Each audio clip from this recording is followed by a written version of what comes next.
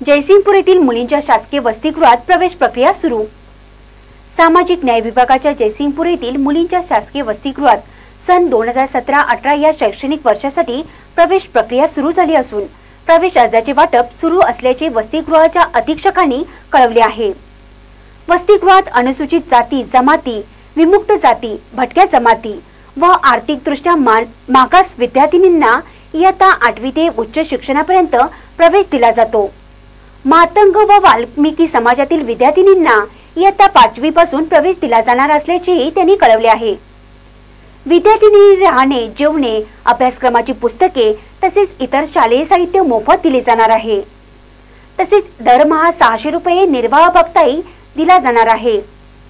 अधिक माहितीसाठी अधीक्षिका मुलींचे शासकीय वसतिगृह plot number 69 Ajinkyatara society doctor Sakharpe building Jaysingpur येथे संपर्क साधावा असे आवाहन करण्यात आले आहे।